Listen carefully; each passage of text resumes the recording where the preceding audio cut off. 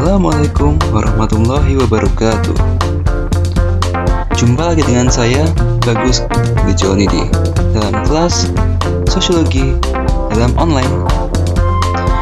Kita masih di bab pertama, di bagian konsep dasar sosiologi untuk mengkaji gejala sosial. Di minggu lalu, kita telah memberikan pengantar tentang kira-kira hal apa sih yang dipelajari di sosiologi. Nah, sekarang saya akan coba buat kupas sosiologi. Secara bahasa, sosiologi berasal dari dua kata bahasa Latin, sosio dan logi. Apa itu? Socius, yang artinya kawan. Kemudian logi dari kata logos, yang artinya ilmu.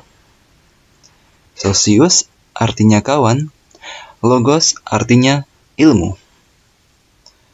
Oh, jadi sosiologi itu artinya ilmu tentang teman ya? Bukan. Ilmu tentang persahabatan? Bukan juga. Oke. Ini terlalu luas artinya. Saya akan coba berikan definisi oleh para ahli tentang sosiologi.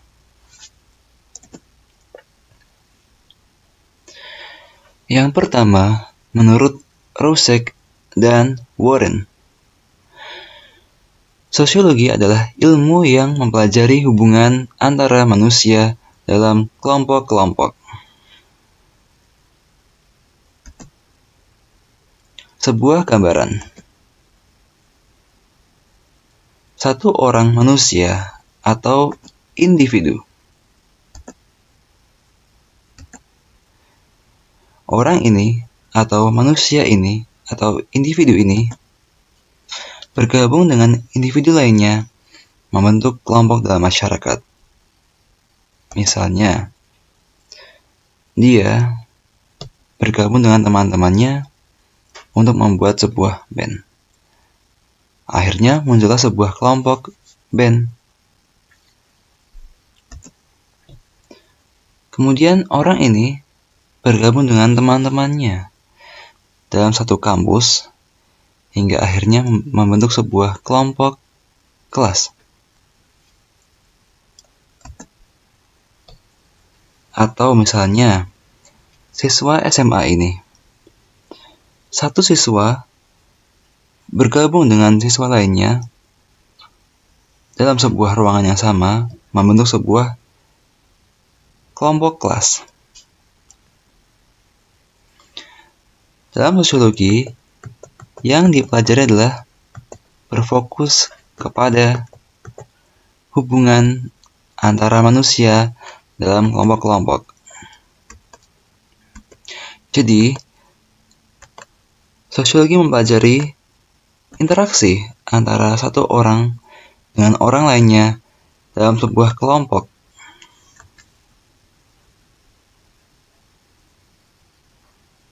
Kemudian, dari Peter L. Berger, sosiologi adalah ilmu yang mempelajari hubungan antara individu dengan individu, individu dengan kelompok, kelompok dengan kelompok. Dalam masyarakat ada banyak sekali bentuk interaksi. Yang pertama adalah interaksi antar individu atau satu orang dengan orang lainnya. Sebagai contoh adalah gambar ini, yaitu seorang gitaris yang sedang berdebat dengan vokalisnya. Itu sebuah interaksi antar individu atau satu orang dengan satu orang lainnya. Kemudian ada interaksi antar kelompok. Sebagai contoh, ada sekelompok mahasiswa yang sedang mewawancarai sekelompok warga di sebuah kampung. Kelompok mahasiswa dengan kelompok warga saling berinteraksi, akhirnya membentuk sebuah interaksi antar kelompok. Yang ketiga, interaksi antara individu dengan kelompok. Sebagai contoh, ada seorang guru dengan kelompok, yaitu kelompok kelas. Interaksi yang terbentuk adalah guru memberikan arahan kepada kelasnya untuk mengerjakan sebuah tugas kelompok. Oke, jadi sosiologi menurut Peter L. Berger adalah mengkaji hubungan antara orang per orang, orang dengan kelompok, atau kelompok dengan kelompok. Kemudian kita ke pengertian sosiologi menurut Selo Sumarjan dan Sulaiman Sumardi. Sosiologi merupakan ilmu yang mempelajari struktur sosial dan proses-proses sosial, termasuk perubahan sosial. Jadi, dari interaksi yang ada itu membentuk sebuah proses sosial di masyarakat. Menurut beliau ini, sosiologi berfokus pada hal-hal tersebut.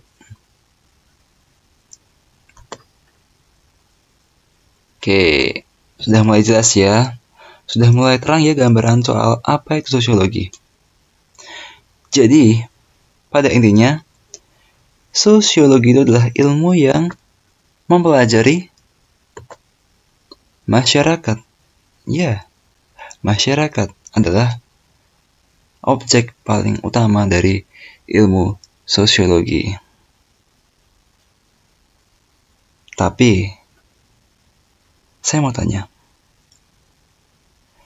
sosiologi adalah bagian dari ilmu sosial.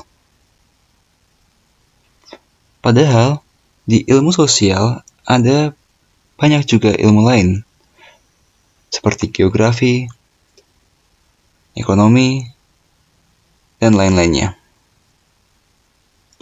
Padahal ilmu sosial itu berfokus pada masyarakat juga.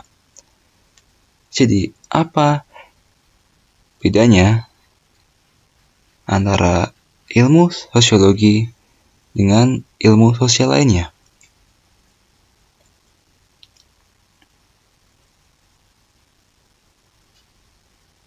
Penasaran?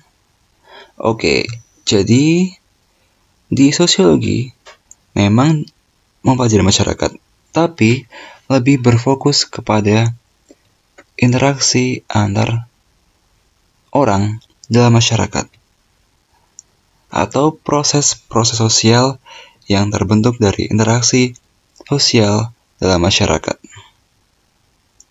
Sedangkan kalau misalnya ekonomi juga membahas soal masyarakat, tetapi yang dikaji oleh ekonomi adalah lebih ke gimana cara masyarakat untuk memenuhi kebutuhannya, baik primer, sekunder, maupun tersier.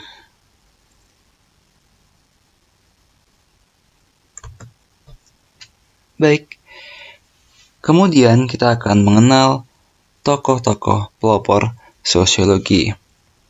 Yang pertama ada Auguste Comte dari Prancis. Beliau dianggap sebagai bapak sosiologi karena dialah orang pertama yang mencetuskan nama sosiologi sebagai sebuah ilmu. Auguste Comte awalnya adalah seorang penggemar ilmu pasti atau sains. Namun ia tertarik untuk mempelajari ilmu sosial setelah ia melihat banyak sekali masalah sosial yang muncul akibat industrialisasi pada masa itu. Kemudian ia mengkaji dengan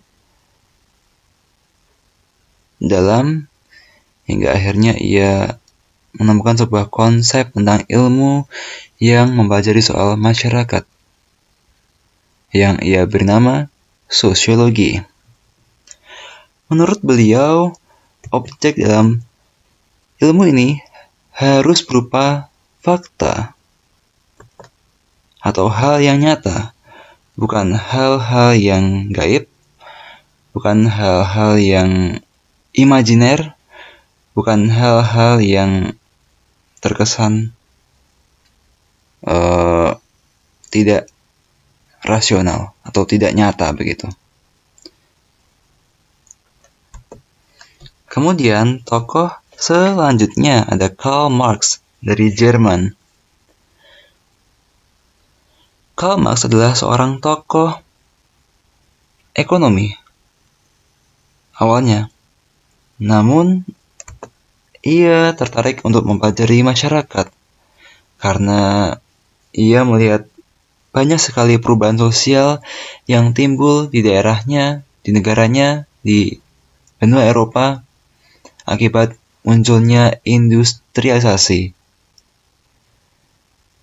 Kemudian Karl Marx menelurkan teori kelas, yaitu bahwasannya di masyarakat ada dua pembagian kelas, yaitu proletar dan bourgeois.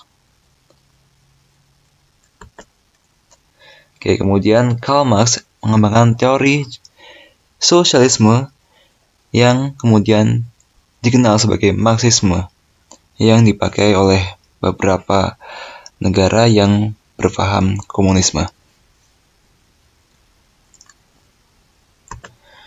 Kemudian Herbert Spencer dari Inggris ini, ia mempresentasikan sebuah teori tentang evolusi sosial.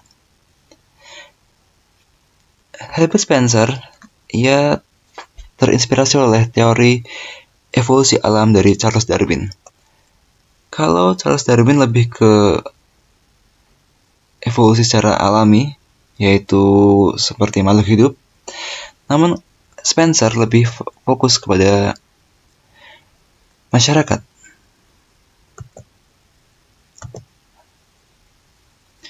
Ia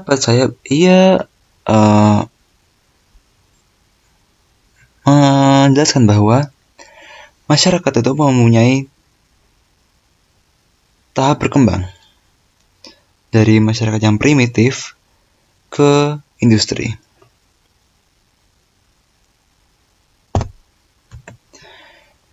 Lalu Herbert Spencer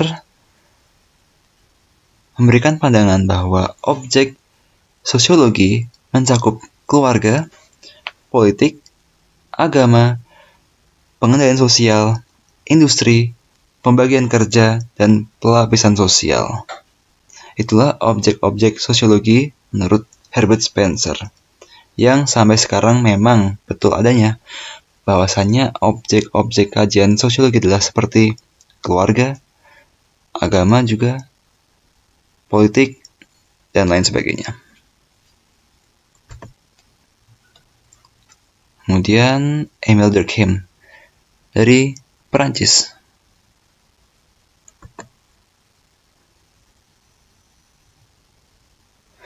Ia berpendapat bahwa sosiologi meneliti mengenai lembaga-lembaga dalam masyarakat dan proses sosialnya.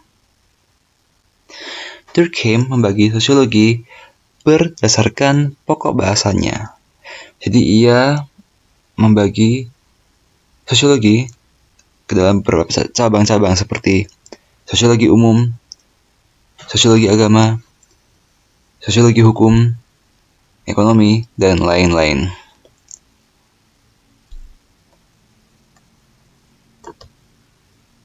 Kemudian Max Weber dari Jerman. Menurut beliau, sosiologi adalah ilmu yang berusaha memberi pengertian tentang tindakan dan reaksi yang terjadi dalam kehidupan masyarakat. Sama seperti 4 tokoh lainnya, Ia berpandangan bahwa sosiologi itu berfokus ke masyarakat, terkhusus pada interaksi antar orang per orang dalam masyarakat. Ia juga berpandangan bahwa sosiologi itu harus bersifat bebas nilai atau objektif, tidak terpengaruh oleh kepentingan pribadi peneliti atau ilmuwannya. Juga bahwasannya sosiologi tidak boleh menilai salah atau benar dari sebuah fenomena.